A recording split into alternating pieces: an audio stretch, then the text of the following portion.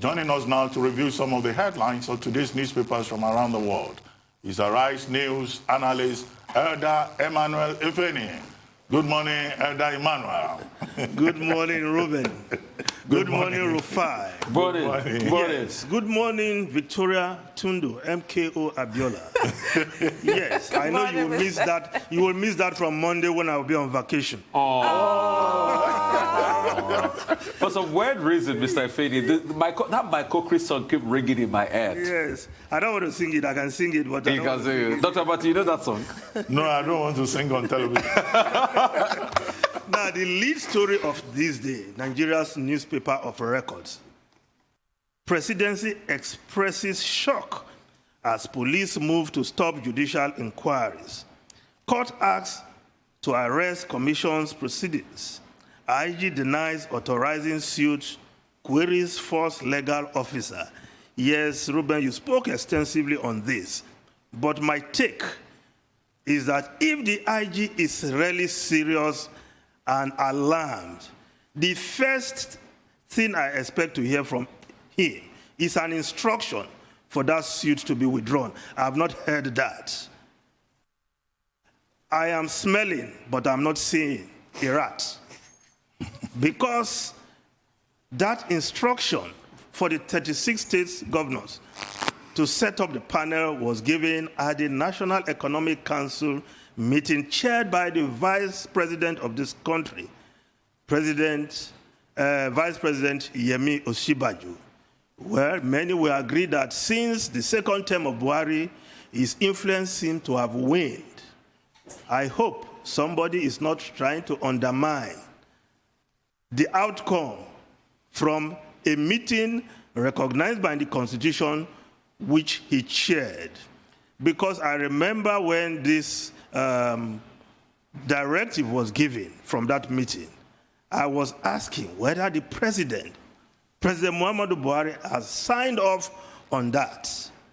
I hope we are not seeing intrigues. I'll move on to the next newspaper.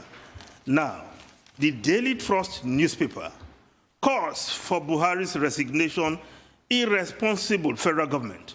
We have no apology for asking him to leave. Northern Elders Forum. President must go. Efeni, defend yourself. ACS, SS, PEC tell citizens. Commander-in-Chief violates rules by retaining service chiefs, says Chekarao. Now, the Daily Independent newspaper. Pressure, rising insecurity. Pressure won't make Buhari to leave before 2023. Federal government advises against playing politics with security issues. Insists Boko Haram badly degraded. I'm surprised that the word degraded is still being used from the presidency despite the fact that the Boko Haram insurgents are still roaming Borno State. The governor cannot move freely. Farmers cannot farm without permission, in quotes. And you say, Boko Haram badly degraded. I hope somebody is not deluding himself. Now, the New Telegraph newspaper, PDP, how APC frustrated anti-terrorism measures. APC, no, your government used Boko Haram as ATM. That's the New Telegraph newspaper. 48 Borno farmers' families get 600,000 naira each. Buhari briefs reps next week. Mercenaries won't return. Nigeria on part of disintegration, ACF, SS, PEC. Now, somebody was quarreling with the 600,000 naira given to each of the families of the farmers. I want to believe that 600,000 being a donation from the northern governors and some other body is just for them. These families to buy rice they will have eaten if their breadwinners had come back home with harvest of rice. In terms of actual compensation, and I think there should be for these farmers because they were failed by government, it shouldn't be less than what Policemen who lost their lives in active duty are getting in Lagos 10 million naira each. I move to the next newspaper. Now, the Nation newspaper, government to elders, Buhari won't quit over Borno killings, while the Punch newspaper, COVID-19 vaccine, Nigerians risk global travel ban, Senate wants, NMA allays fears. Failure to administer COVID-19 vaccine will soon worsen economy, Senate committee chair. Coronavirus vaccine still going through trials, says Nigeria Medical Association president. 20% vaccine global alliance promised Nigeria, too small. We need 80% coverage. Professor Tomori, who should know better than anyone else in this climb.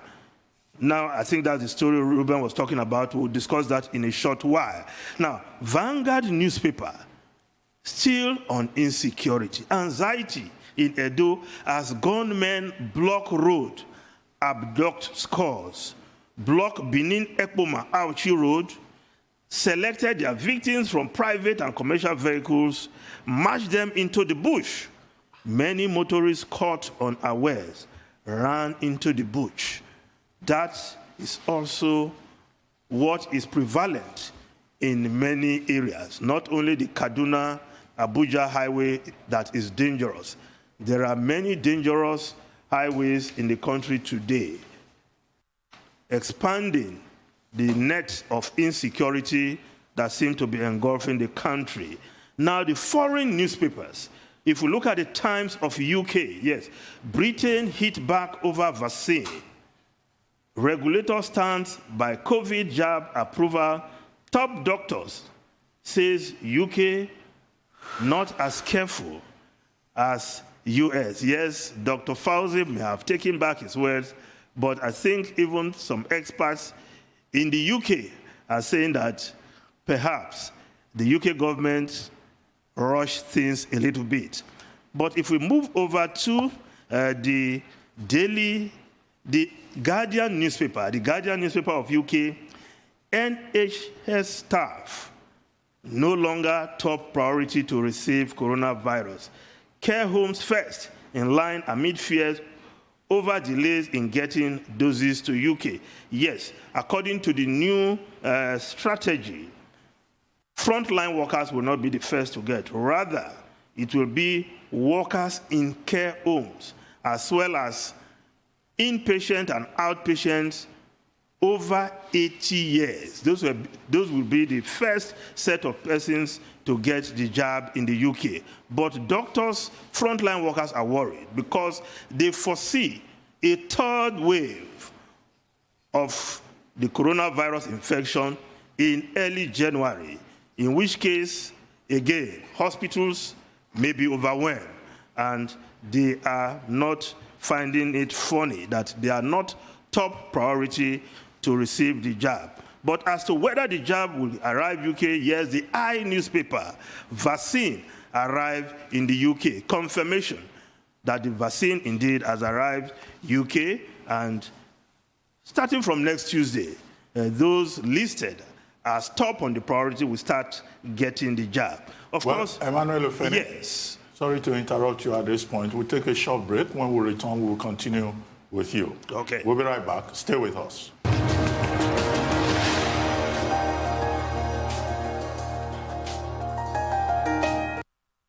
Welcome back to the morning show here on the Arise News channel. Still with us is Emmanuel Efeni, Arise News analyst, reviewing newspapers from around the world. Over to you, Efeni. Yes, Ruben, let's just go to the USA, where the Wall Street Journal is reporting U.S. virus deaths hit record amid strain in hospital ICUs. Yes, hospitalization surpassed 100,000 for the first time this week, leaving hospitals in some areas without enough intensive care beds. Yes, 2,840 deaths recorded yesterday, while, of course, the new infections topped 200,000 for the second time in a week. That is the situation in the US of A, the coronavirus situation. Yes, newspapers are reporting that it's going to get worse, tough, before there can be relief, even as vaccine is in sight. Now, if we look at the Washington Post, yes, the Washington Post newspaper, the story there, as Trump heads to Georgia, GOP holds breath. Yes, many Republicans are anxious that the coming of Trump to campaign for those senatorial seats, two very vital seats that are capable of tipping the balance in the Senate. Some Republicans fear baseless fraud claims will hurt turnout in the runoffs.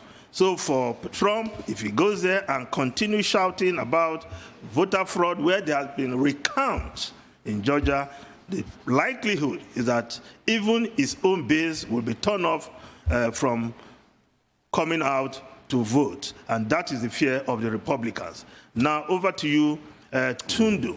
If I may just give Tundu the first right of reply. Tundu, over to you. What story would you like me to take? I don't want to tell tales out of school. We're talking about the vaccines during the break. And you know my skepticism about vaccines. I do understand what the Senate is trying to do and trying to secure for the Nigerian citizenry. But can it be trusted? This is my recurring question. I'm not sure. Where do you stand on the vaccines, Mr. Efeni, at this point? You want us to reinvent the wheel when there are already vaccines available, tested? Are they tested, though? This is my point. Are they? Not enough. This is my point. The Senate is advocating for Nigeria not to be left out, but not to be left out of what exactly? Well, let me put it like this. Yes. First, I think we should commend the Special Committee on Health that was given the assignment to look at the Nigerian situation with regard to vaccines. And then a motion was tabled at plenary by Olori Egbe, who is the chairman of that committee. And he was talking about the urgent need for Nigeria to procure vaccines and to put a system in place for administering those vaccines. And the concern is that if you look at other parts of the world, every country of the world is making an effort. Okay, we've dropped the ball with research and development, but I think the lawmakers are right to ask the question, what exactly are we doing? Now, a committee has been set up to engage the Ministry of Health, the Center for Disease Control, so that we can have some information and we are not just left, hanging. Now, what they can hold on to, what that committee could hold on to, is the fact that Nigeria is relying on the promise by Gavi, the UN alliance, the COVAX alliance, that Nigeria will get about 20% of its needs. Now, COVID-19 is something we can't treat on the basis of charity. I think that's a very strong message, and it's a message that should be listened to by the federal government. Nigeria has been talking to Pfizer, we're told. Nigeria has been talking to the Russians, we're told. But there's nothing concrete on the table. The lawmakers are alleging, and they want something concrete. Particularly, as we have seen, the numbers are beginning to go up. The highest number, the whole of the, towards the end of October was 300. But in the last 2 days, in fact, between December 1 and now, we've been recording 280 cases, 281 cases, with the highest numbers in Lagos. And the fear is that if they are beginning to vaccinate people in the UK, they are saying that Nigerians will not be allowed again to travel to certain countries if the people are not vaccinated. But the frightening part of it is that, look, we really need to put a mechanism in place. More so as Interpol is saying that, some rogue elements will soon start distributing fake vaccines. Yeah. And, those fake vaccines could be harmful to health and to economies also. So these are the issues. And our people. Before you know it now, fake vaccines will be all over the place. Yeah. And many Nigerians, again, another thing government needs to do, needs to be public enlightenment. Because Nigerians don't trust, our medical facilities or some of the efforts. And they will say, nobody wants to take the vaccine. Even the authentic vaccines, we're in talks with Russia, for crying out loud. Even that should send alarm bells. Sputnik 5, will you be taking Sputnik? I'm very sure. Will you take Sputnik? And Tundu, you made a great point as regards Russia. And let me come in there.